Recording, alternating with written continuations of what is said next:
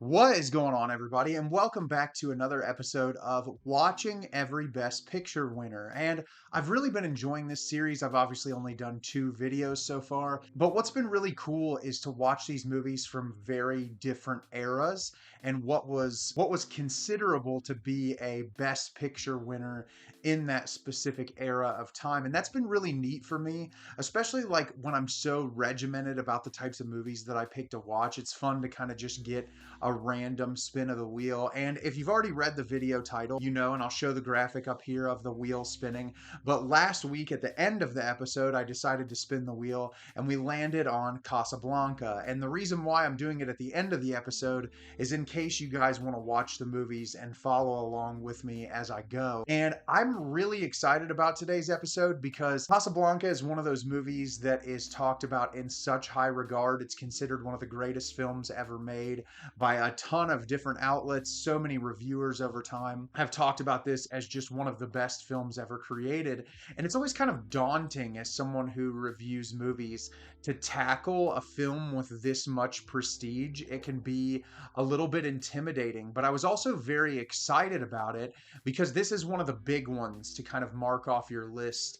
And I've heard nothing but great things throughout my life, and I'm really excited to tell you about Casablanca today. Casablanca is directed by Michael Curtiz. In Casablanca, Morocco, in December 1941, a cynical American expatriate meets a former lover with unforeseen complications. So, I was super excited to watch this movie, but also kind of nervous because you never know how these types of movies are going to impact you, especially when they're hyped up for so long and you hear so many great things about it. Obviously, I went to film school. This movie was referenced again and again and again. I've seen clips of it throughout my entire life, and I can say without a doubt, this is hands down one of the greatest movies ever created. There's not even a question.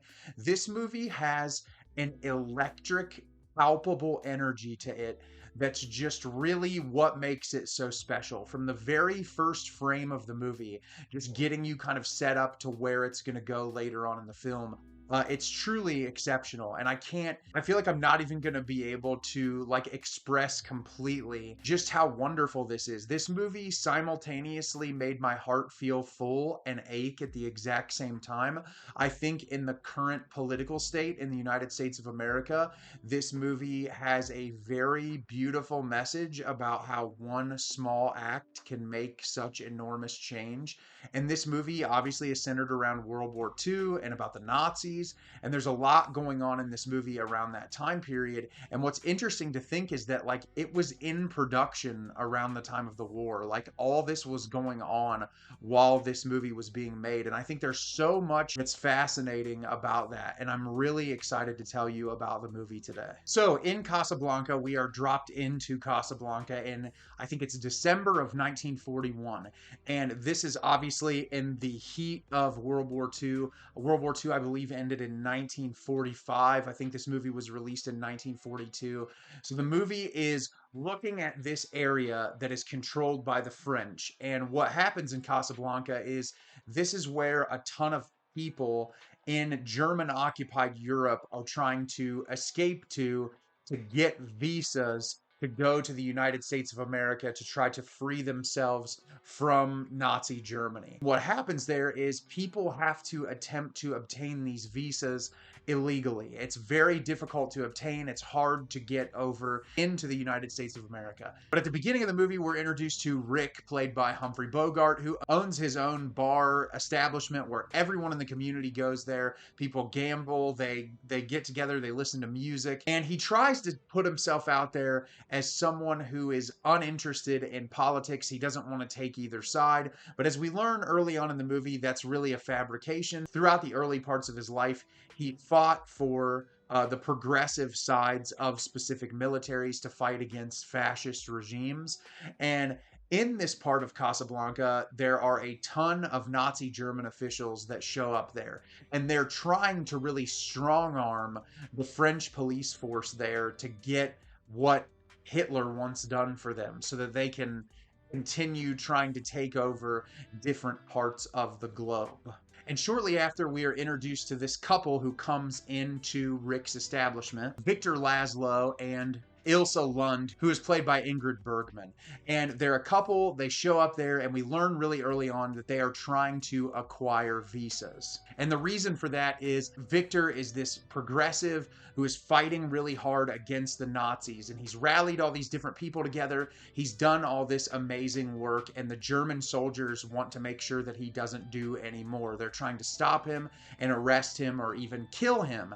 And so the two of them are trying to get visas to get him to the United States of America so that he can continue his work rallying people together and fighting against Germany. Well, we learn really early on, Rick and Ilsa had a relationship together, and it was in France. They met each other in France, had this very long-standing relationship, and it abruptly ended. And there's tension between the two of them for that very reason. And Rick is the only way that the two of them can acquire visas to get out of the country. And so the entirety of the film is this kind of like love triangle mixed in with all of this political intrigue and this person who is incredibly powerful, who has the ability to make a distinct change during World War II, that is in a relationship with this woman who is also in love with another man. And it's watching this triangle, this love triangle, and how it associates with the bigger picture of everything going on in World War II. So like I said, this movie is nothing short of a masterpiece, and I'm excited to tell you about it today. For starters, performances. Every single actor and actress in this movie is remarkable. Humphrey Bogart is probably one of the coolest characters I've ever seen in a movie. I love that everybody in this movie has kind of a smart-ass attitude, and I say that in the most positive way I can. It's so witty and sharp and intelligent, and the way he delivers dialogue, he has, obviously, "Here's looking at you, kid," is like such a memorable line, but Humphrey Bogart has so many incredible lines of dialogue in this movie that just stuck in my brain from watching it. Like, he just radiates cool in such a unique way. And what I love about his character is he's broken apart by this relationship and it's destroyed him, and now she's come back into his life, and he's trying to come to terms with the fact that it probably can't happen, but he wants it to. And I think that conflicted feeling for him, and then how that relates to doing something that could possibly like make that relationship unattainable, but could also make the world a better place. I thought that was a really fascinating depth of a character, and he is remarkable in this movie. Everything I've ever seen Ingrid Bergman in, I've just been blown away by how amazing of an actress that she was. Truly amazing in this movie. She has this immediate draw whenever she's on screen, and it's the way she delivers dialogue and the confidence in her dialogue delivery. And she's incredibly funny and charming and witty. And I think her and Humphrey Bogart have a really amazing chemistry. And that's what makes the movie so easy to watch. And there's an entire incredible cast of characters in this movie. Obviously, everyone talks about Sam, the piano player, played by Dooley Wilson in this movie. And I feel like he adds so much personality to the film and charm. And like anytime he's on screen, I just felt like his performance was electric. Also, Louis Renault, the French police chief that works in the community, he adds a lot to the movie. His character is really interesting because you're trying to discern, is he playing for both sides? What's he trying to do? Is he loyal to the French government? Is he going to try to stay neutral? Or is he playing into the German government? And it's such a fascinating character. And there's so many characters I could go through in this movie that are just really interesting. And what's fascinating is there's a lot of side plots introduced that all feel incredibly fulfilling. They don't feel like they're wasting time. And I think that that's really impressive. The cinematography in this is nothing short of remarkable. I am an enormous fan of black and white movies. I have been since I was a very young kid. And what I love so much about black and white film is the use of shadows and natural light, or if they're like rigging up lighting equipment, the way that they have light fall in specific moments.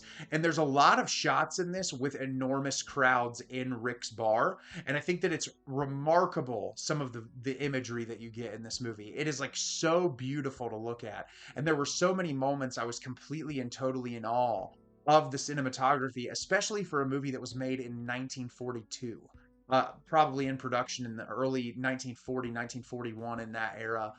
in that time frame, and it's just gorgeous to look at. And obviously, there's film schools have talked about this for years and years and years, and there's a very specific reason for that, and that's because it is visually remarkable. The choice of music in this is amazing. Not just the music that like Sam the piano player is playing, but music plays a very pivotal role in the movie. One of the most like moving moments in the film for me is the Nazi soldiers are in this bar, and they start singing this like German patriotic anthem very loudly, and Laszlo goes over to the other band and has them play the national anthem of France, and everyone in the bar gets up and sings the national anthem of France over top of the German anthem to where it completely and totally drowns it out. And I think that's just a brilliant moment of filmmaking when you can utilize something through music and through community that's so symbolically representative of the desire of what the film is trying to convey with defeating the Nazis and eliminating Nazi Germany as a whole. And I just thought that that was so incredibly beautiful, the way music was utilized in the film. And obviously, there's a lot to unpack here. This movie was taking place during the war. So no one knew what the outcome of the war was going to be, which in my mind, thinking about watching this movie, that's just incredible to me. Like it really is to utilize a film like this to be so outspoken against Nazi Germany when Hitler was in power. I think that it's just truly amazing. And obviously this movie is looking at a love triangle. And I think everything about that is really amazing when you think about finding someone and falling in love. And it's just not, it's the right time, but as a whole, it doesn't work out completely because of all of these external factors. And I think that's so true to so many people that fall in love with someone. And I think that the way it's depicted is incredibly beautiful. And the romance in this feels very raw and authentic. And I love the way that it's portrayed. But outside of that, I think what's really interesting is kind of having to drop your own best interests in order to make meaningful change. And as the movie ends, we don't necessarily know if that's what's going to help in the long run. But as a person, Rick has to make a decision that could positively benefit the entire world because of this one person and their ability to make change. And I think like in the time period we're living in now, where the president of the United States of America is essentially trying to take his own power. He's trying to become a dictator. He wants this to be a place where judges can't make decisions, the executive branch can't make decisions. He wants to just do whatever he wants to fit his own agenda. And that's incredibly scary because that's what Hitler did. Hitler wanted his own agenda, and so he ignored everything else and did everything his own way. And I think when you're watching something like this, what I think is so incredibly important is that sometimes we feel invisible and we feel hopeless. And I think, in my own life, I try to donate money and be a voice to causes that I think promote positivity in this world and that do things for a good benefit and that make the world a better place.